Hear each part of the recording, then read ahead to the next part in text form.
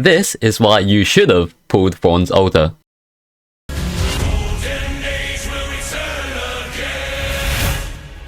Thorns the Lodestar is quite different from his original kit, obviously. This has nothing to do with his kit, I just wanted to mention it. Thorns, instead of slicing and cutting, he is now throwing.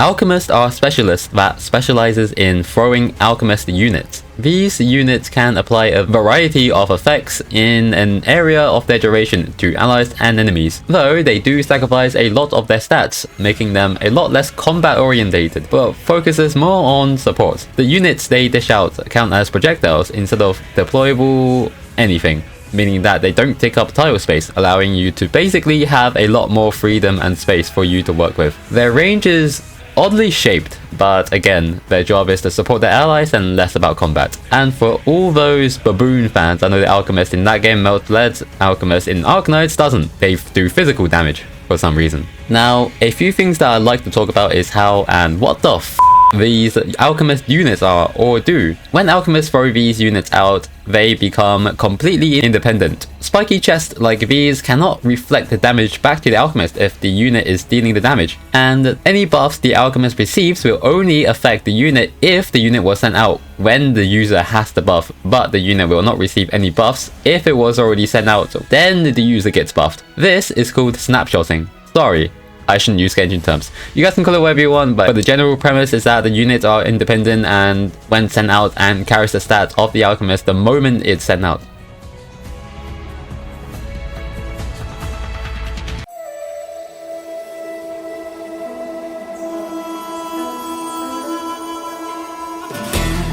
Thorns Talent 1 simply provides him with a 10% attack boost, and when there are any allies in his attack range, the unit lingers for 3 more extra seconds. Obviously, this is pretty good because of what I've mentioned literally a few minutes ago, and you're most likely going to have another operator in his range.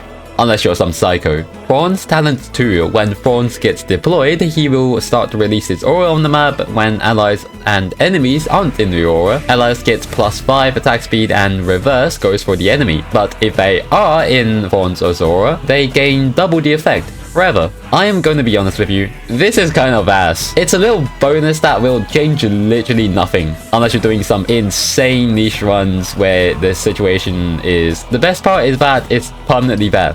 I don't know what I could change to make this talent better or what to replace this with, but it's fine. Some of you might say, well, it could make a difference on situations, for example, like low ops. Then in that case, bring someone better, not bring someone that fixes web the fuck.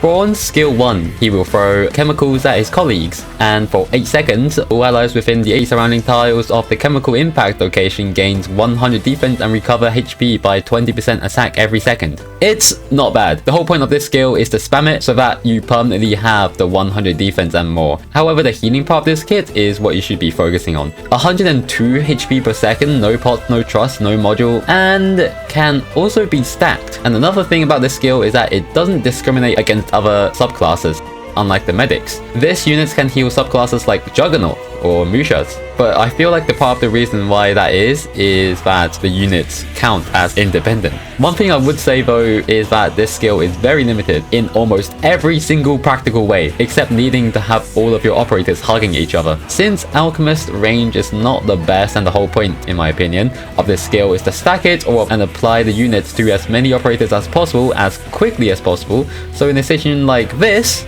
for example, it seems kinda pointless, right? Instead of this. In the end, solid skill. Okay defense buff, not bad healing buff, with a cool niche and can stack.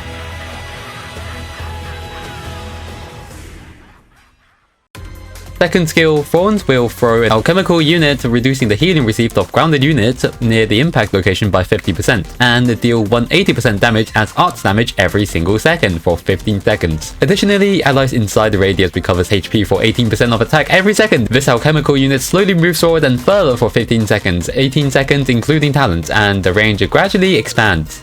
This skill is like if Tin Man became like Neverite Man. This big radius is good for your allies by healing them by a pretty good amount, and is absolutely lethal for enemies by doing constant art damage every single second. Oh, and it also makes enemies receive 50% less healing. Like if that's ever going to be useful. This lethal unit also expands gradually and then moves forwards, gradually hitting pretty much half the stage. Now, obviously this is great since it covers more ground by moving forward, but he can't really heal himself, which sucks, I guess. This skill also holds 2 charges on an extremely good cooldown, 20 seconds, and it lasts 18 seconds is very good, and with basically any SP boost you can permanently keep this up. Not saying it's needed, but it's just, you know. A little funny thing that I found out whilst writing the script is that, remember when I said he can't really heal himself? Well, he technically can. For a brief summary, since Arknights technically counts as a 3D game, there is a concept of Z-axis when you activate skill 2 without any targets to search for, and it has the chance to change Z-axis, you know, like this. He can technically obtain a little smidge of healing at the end of the thing. One last thing I'd like to point out is that this only causes damage to grounded units. Kinda makes him a little less versatile when it comes to combat. Either that or I have a deep hatred for drones. Thorns skill 3 is a lot, but also not really. This skill passively increases his attack range to match the devil. Activating this skill, he will throw units up to 4 allies with the lowest block count within his range. For 23 seconds, 26, enemies within this encircled area have minus 15% attack, minus 35 defense, minus 35% art resist, as well as receiving 210% attack as art damage every single second. This effect will gradually strengthen into this. Now, this skill is f***ing nuts. Not only that his range firstly turns into the fucking devil, it also has an insane amount of debuffs that gradually increases, and it has more DPS than his skill too. If the enemies or the boss you're damaging are either completely paralyzed or disabled with no eyes, no arms, no brain, no flour, no sugar, no gluten, no egg, no carb, no fat, no woman, no crying, no beans, no greens, no potatoes, no tomatoes. Yeah, I'm serious. And I'm not saying you shouldn't use the skill because it's that ass. All I'm saying is that whilst this skill is cool with tons of debuffs, it feels very difficult to pull off since you have to either find safe tiles for your operators or straight up have like 3 other executors, assuming you have max DP 99 deployment slots. But in a situation in which you can pull this off, then be my guest. And no, I'm not saying the situation is hard to come by, it's a lot of things you have to do when you can just use the devil. No crying, no beans, no greens, no potatoes, no tomatoes, no lambs, no rams, no hogs, no dogs, no chicken, no turkeys, no rabbits. His module is 10% SP recovery rate when there are alchemical units on the field. It's okay. Every day, I imagine a future. I'm just kidding. His module, that you can't get yet, is a nice little bonus that can help you with your upkeep time, but the timing won't be that tight where it would actually make a difference. That's it. In my hand is a pen that will write a poem of me and you. Skill 2 will most likely be the first one you should level, most of the time. Compared to his other 2 skills, this skill does a lot of things on the short cooldown, making it very universally good in most stages and most situations, compared to like his skill 1, when you can just bring real doctors, and his skill 3 needing teammates' positions to set off on a big ass cooldown, even if it recharges as soon as the unit gets sent out. So yes, skill 2 max first, but do get mastery 1 on his skill 3 so that you will have at least 4 units out.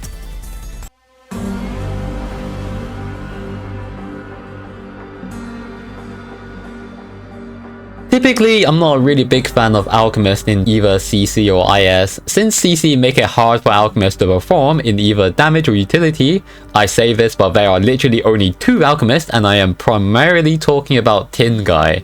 So for Thorns specifically, the debuffs are actually really useful since you don't have to insta-lock COB because of the 9000 defense risk. And in IS, it's hard since one of the main buffs everyone chases for is attack speed, and since alchemical units are unsourced, they don't really carry this stat. The one thing they do carry is the owner's initial stat on cast, which is fine, but not like shooting at 500 RPM fine.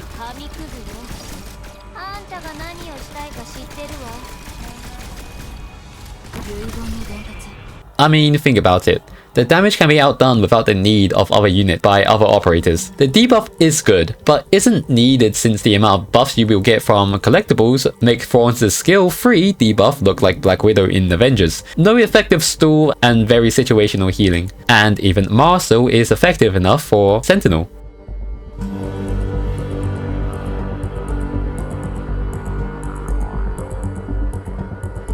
Should you actually pull Thorns Lodestar? Yes, you should absolutely pull, because his little things are pretty fun to just send out and let things happen. Yes, you should pull him if you like pirates. Yes, you should pull him if you're single. No, you should not pull him if you don't like scientific flasks. Now, will I be pulling on Thorns 2? I already have.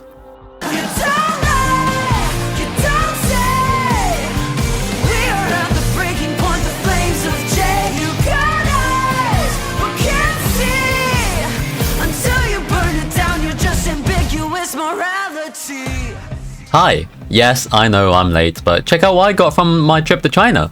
Yes, I spent $30 on a VPN so I can still log on Discord and talk to my imaginary friends.